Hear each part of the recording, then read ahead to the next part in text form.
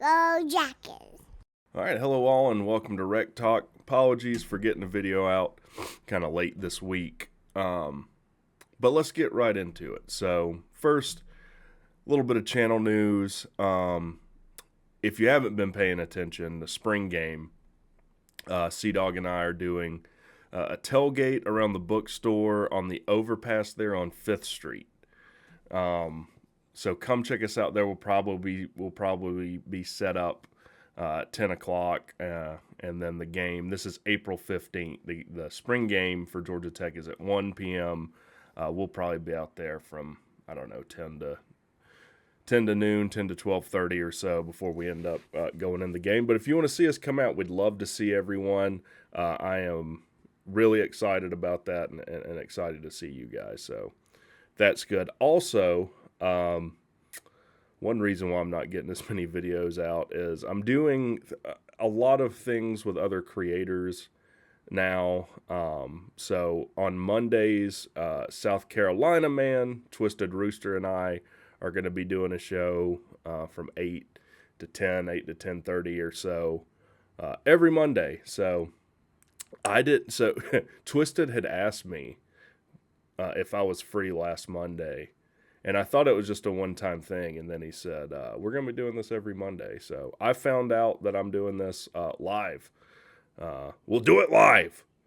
So look out for that too. And as I kind of trickle in, I'll try and that's why it's important to be a part of the Discord. That link is in the description. I'll try and post, like I'll just kind of randomly, impromptu show up on a show, and I'll put it in the Discord. Also, I have a new Twitter. My last one has been permanently banned because I got hacked, and it wasn't OnlyFans stuff they posted on my Twitter. It was actually a bunch of crypto scams, which really makes me sick to my stomach because I absolutely hate the scammy nature of crypto. SBF. So, yeah. So today, I want my new Twitter, by the way, is at @rec_talk. So go check out my new Twitter. I will be posting on there more and more now as well. So I wanted to talk about the new press conference with Brent Key. I think on the 6th, he put this press conference out talking about spring practice, the team, coaches, etc. And he seemed much more, what is the word? He just seemed much more himself, or just a little more centered. Someone had commented on the last press conference video I did for him, and it said it just seems like they had a bad practice and he was amped up, which makes a ton of sense. Like, I can't imagine you had a bad day at work and then you have to go out in front of the media as you have all this emotional angst and worry draped over you, and you have to go answer questions. I don't think I would handle it well. So, talking about the new press conference, evidently we had a scrimmage last Saturday. I don't think we had been practicing well. He talked about really... He was impressed with kind of the response, and Monday putting that to bed, making corrections, and looking what we needed to do in the future. And I'll say this, like, kind of the night and day difference between what we had and with Key is he is really focused on practicing the right way. And these are things that you hear great coaches really harp on, like Nick Saban. You'll hear him talk all the time about how important practice is, practicing the right way. If you're the second or third string guy, you need to be practicing like you're going to play in the game, because you don't know when you're going to get in the game. And when you haven't practiced like the starter and you get thrown into a game, you get exposed. It's evident that you weren't practicing like you were the starter.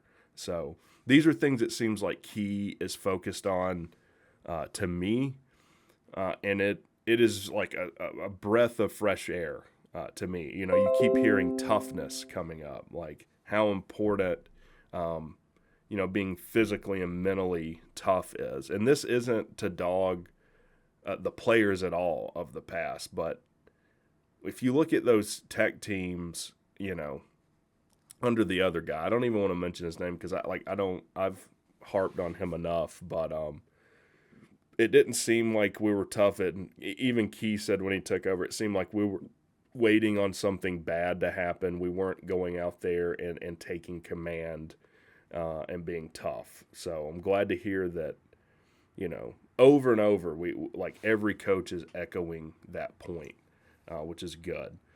Now, early on, he was asked about the quarterback competition. Bryce Kuhn and Sea-Dog have done videos on the quarterback competition, so definitely go check out those videos. And look, we're just not going to get much out of this. He talked about, obviously, all three guys have experience. Haynes at Texas A&M, and then both Zachs at Georgia Tech have started before. Now, the competition is really between Pyron and King. And I don't know who will end up starting. I really think it's a coin toss. Both of them are very talented. One has a little more experience than the other, and Haynes King over Pyron. Key talked about, though, it definitely is a competition, and this is something all the tech creators on YouTube talk about, is like, we just haven't had a quarterback competition at Georgia Tech between, traditional quarterbacks probably since, George Gotsey. Well, not George Gotsey, but I guess since Chan Gailey was there. So, and then, Reggie Ball was our quarterback all 4 years, a kid from Stone Mountain, Georgia. So I don't know. It's just nice to see, a true quarterback competition. And he talked about really Buster's interaction with them, and Saturday was really the first time he had heard Buster call an entire game, and really how good Buster is at identifying the strengths of your players, and particularly your quarterbacks, and playing up to them, and equally as important as trying to hide your deficiencies. So we don't need to call plays that require a quarterback to do something that he's not really equipped with his skill set to do. So, if for whatever reason Gibson has to come in, like, we don't need to do something where he's rolling out a lot and having to use his speed to create, a play. That wouldn't work. If you have a quarterback that doesn't throw the deep ball well, like, you don't need to have, 3 9s called in a post or something. So, I'm really excited to see what Buster does with the offense. I expect that we're all going to be very pleased, though. What Buster was able to do at his previous employer with the previous quarterback he worked with, I think it's going to be exciting. And this was another thing you don't really hear coaches talk much about, but I think is very interesting. Key, from everything he says, and he said it multiple times, is really invested in developing coaches. And you look at really successful programs and coaches, they're really just this mill of developing OCs that get hired out, or head coaches that get hired out. He said 3 things that he was looking at when he hired this staff. He wanted them to be great men. He talked about great men, meaning great fathers, and to me, men of high character. That's not important to everyone. It's important to WreckTalk, though, and I know what people are going to say. Oh, well, if they win, you're not going to care what their character is like. You're wrong about that. You're dead wrong about that. Teachers and recruiters. And he said, all of our coaches, fit the bill for all 3 of those metrics. So, but developing coaches is important, being able to work with your coaches, develop them, make them better teachers, better recruiters, is really, really important. So, And we've already seen that. I mean, you look at how poor we've been the past 3-4 years. And, Coach Boogie gets hired as the DC at Marshall. Um, I think that's a testament to the kind of coach that Key is and how invested he is in developing coaches. And I expect Coach Seymour to be a very successful DC at Marshall. In fact, I'm going to pay attention to them next season because I'm definitely a huge fan of Coach Seymour. Talked about Haynes specifically. He was asked specifically, kind of what he liked about Haynes and what Haynes did well. Said he had a very high football IQ and has a very good presence and leadership, which is something you got to have at quarterback. Like you have to be confident.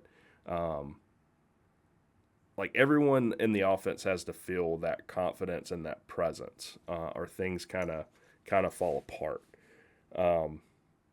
Now, they asked him, like, is there anything you haven't been asked that you think is interesting or that you'd like to talk about? And he brought up kickers. So said Gavin still looks good. Like, if you remember back to last season, we put Gavin in, and I think he only missed one field goal all year. And we're all thinking, like, what did the other guy not see? Like, why was this guy not starting the whole time? Special teams is something that Georgia Tech has not done well at all in the past. Block kicks, missed field goals, just return punts, and this is something that again it doesn't get talked about unless it goes horribly wrong. Like no one really notices it. Like even the most hardcore football fans, like don't generally know who their special teams coordinator is. Georgia Tech just hired one. Coach Seymour was promoted, or I don't know if you'd really call it a promotion from linebackers coach, but he was moved to special teams coordinator. He was hired by Marshall, and now we've hired Ricky Brumfield, who has previous experience as a special teams coordinator. Again, C-Dog made a video specifically about that, so go check that out if you're interested in more of that. But that's something that if you've watched the channel for any length of time, I've said special teams are something that will get you beat by teams that you should beat if you don't do them well. And if you do, really elevate your special teams, you'll beat teams you shouldn't. So if we're going to really get to the next level, so if we're going to come out and say be an 8-win team next year, we've got to see a vast improvement in special teams. Now, what we did last year was really a Band-Aid, I think. We really just put our three biggest guys back there for protection. Excuse me, but we suffered in coverage in several games, in the Duke game and Virginia Tech game in particular. We had kicks taken back. So a big part of that is going to be the development of David Shanahan. Now, I don't know I guess David will still be the punter for us. He has just a very long delivery to the kick that I don't like. It seems like as soon from the time the ball hits his hands to the time it leaves his foot, it just seems like I could watch the whole Lord of the Rings trilogy in the time it takes to get the punt off. So I really hope that Brumfield can work with him there and I mean, look, if the punt only goes 35 yards, it's better than getting it blocked and taking forever to get it off. So that is probably one of the biggest things I'm nervous about coming into this season because, like, from what I saw last year, David didn't really progress at all as a punter. Like, every time like we had to punt, which was often because our offense struggled so much. Maybe that was it. Maybe David's foot was just so sore from having to punt so much. Probably had to ice his leg after every game. But it's like I had to go smoke a cigar or something after every punt because I was so nervous. So hopefully that'll improve. He was asked about the defensive line, and if you've been living under a rock, we've hired Marco Coleman back. And I think that's huge. That's absolutely huge. He said that it really talked up how great Marco was as a teacher and his presence with the kids, how well they respond to him, kind of how he gets a lot out of them. He talked about having a good mix of speed and size on the defensive line. But look, we've got to try and replace Keon White. Keon White could be a first-round pick this year. I mean, it's really hard to replace a kid like that. But I think it speaks to the kind of coach and man that Key is. Like, look, Marco Coleman left, went to Michigan State, and came back the next year. So he obviously wanted to be at Tech.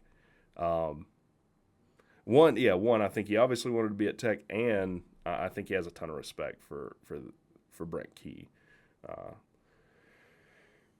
So yeah, we already talked about. He also talked about, because he was kind of asked about Josh Crawford. When Key assembled the staff, he wanted to get coaches from really every level: high school, college, NFL. Which, if you look at our staff, we've done. We've created positions that didn't exist before for recruiting. We've kind of went out and grabbed the who's of Georgia high school coaches, and like McFarland and the other cat. Tevin Scherer, came out of the NFL. Even Thacker has some NFL experience he was talking about. Interesting thing he said about Crawford is that he's probably the hardest working recruiter out there. And this is the crazy thing about people that don't know anything about Georgia Tech. Like, they criticized Key for being like this horrible recruiter, even though he's only had the job basically since January. Look at the changes we've already seen in recruiting at Georgia Tech. We've had now our second 5-star visit campus. It was a 5-star defensive line that was here over the weekend. It might even be today. I'm recording this Saturday. And look, we probably won't land any of these 5 stars. Like, I am realistic in that. But we're making the top 10 of some big name recruits, like wide receivers, a few that we've made like the top 5. We weren't seeing that before. Maybe early on with Jeff Collins, but you're not going to be able to sustain that if you're not able to win. And I think that we're coming out the other end now where we haven't had success before, and we're trying to rebuild, and we're already making the top 10 in some of these big name recruits. And we've landed some of them. This Jakari Williams from Macon, that's a 4-star recruit, number 19 rated quarterback in his class. Like, between Winky, Buster, Crawford, on the offensive side, I think we're going to see some things in Georgia Tech recruiting that we really haven't seen in a long time. Probably, maybe even since, the top 10 class we had the last year. Gailey was here in 2007. So excited to see that. It seems like him and Thacker are very close. He talked about Thacker for a while and about how high energy he is, and just his passion for the sport, for the kids, for the Institute, and really how Key's seen him evolve through his career. So I didn't know that Andrew and Brent had the history, I guess, that they do. Key talked about talking to him when he was just a GA, and Thacker saying, as he moved up, he wanted to maintain the same passion and energy that he had when it was new to him, which he definitely has. And even under the old regime, when we had like Jeff and then Pat Node and then Key would all be in an interview, like, Andrew was really the only one that to me was talking a whole lot of sense. He was the only one that seemed to not be drinking the Kool-Aid. And then once we saw the regime change, we saw really the kind of DC that Thacker is. I was dead wrong about Thacker. I've talked about that before. And I imagine that our defense is going to improve. He and along that, he talked about specifically the offensive and defensive lines and how they seem to be really to have nothing in common, to be the furthest away from the ball when you compare them, but really how similar they are. One, in that mistakes lead to big plays, which we saw a lot in the secondary before the regime change. If blown coverage, a lot of times ends up in 6 points, and same thing can happen with a missed block. Just straight missed blocks, not picking a guy up, often leads to a turnover. So the margin for error in those positions is really small. And also, they're the two positions that really require the most flexibility in where you play. So if your nickel goes down, he said, and you need the next man up, he might not necessarily. That's not his main position, but that's where you need him to play in this game, and your ability to adapt to that is big. And the same on the offensive line. Maybe, I don't know, you got to move from right guard to left because there's an injury. So you're used to the action happening off your left shoulder. Now it's happening, to your right, being big, or possibly even needing to go from guard to tackle or something. So all I can say, man, is that I'm really happy with Key. I know if you're not a Georgia Tech fan, everyone seems to think Georgia Tech's the biggest idiots, losers in the world for hiring Key. I think they're going to get shut up next season. That's what I think. I think we're going to make a bowl, and I've put my money where my mouth is. I don't generally put money on football because to me it makes it not fun. Someone bet me that Georgia Tech wouldn't make a bowl. I put $100 on it. That's how sold I am on the staff, Brent Key, these players. And I'm just excited for the spring game coming up this Saturday. So like I said, come out and see us. We're going to be right there on 5th Street on the overpass, right next to the bookstore. Come see me and Sea-Dog. Check out that show Monday. I'm going to be doing the WreckTalk live show this Sunday. So check that out. That's at 8 p.m. as well. That's a call-in show. So call in, give me your opinion. We have PayPal and CashApp if you want to support the show. There's some cool things I'd like to do, and there's merchandise. All that's in the description. Read the description of the video, and I'll talk to you guys soon.